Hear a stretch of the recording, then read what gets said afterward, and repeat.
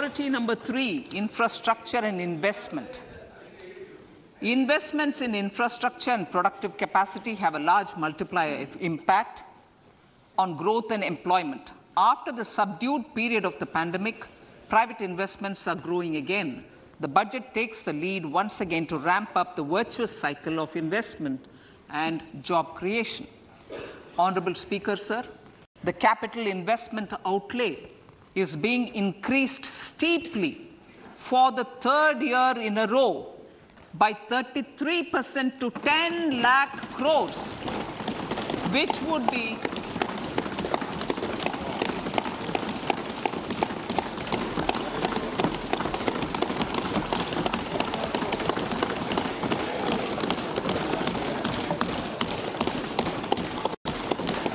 which would be 3.3% of GDP. This will almost be 3 times the outlay made in 2019-20.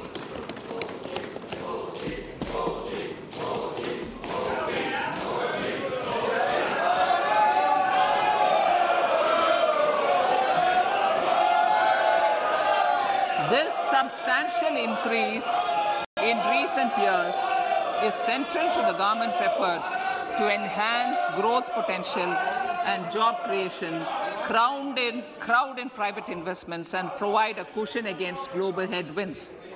The direct capital investment by the centre is complemented by the provision made for creation of capital assets through grants and aids to state. The effective capital expenditure of the centre is budgeted at 13.7 lakh crore rupees, which will be 4.5% of GDP. Support to state governments for capital investment.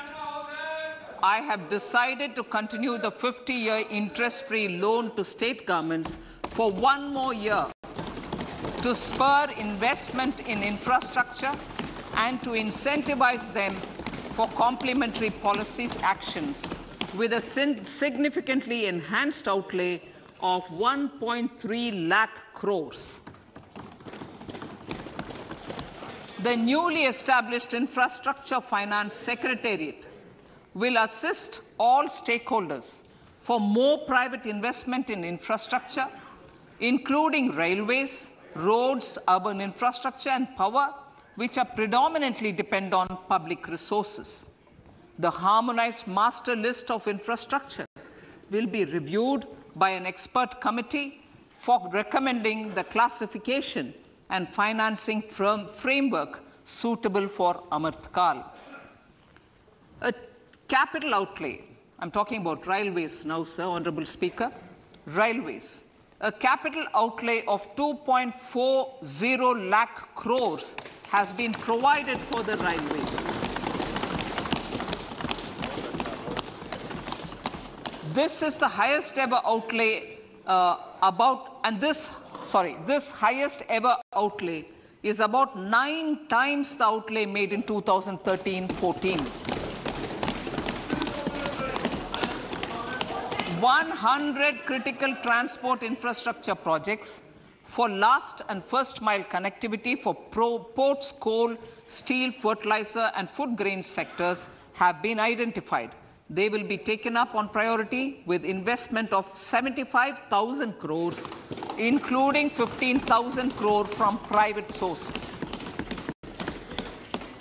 50 additional airports, heliports, water aerodromes, and advanced landing grounds will be revived for improving regional air connectivity.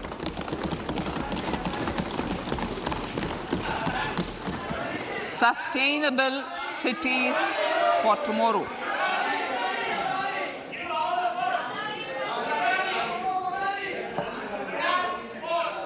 States and cities will be encouraged to undertake urban planning reforms and actions to transform our cities into sustainable cities of tomorrow.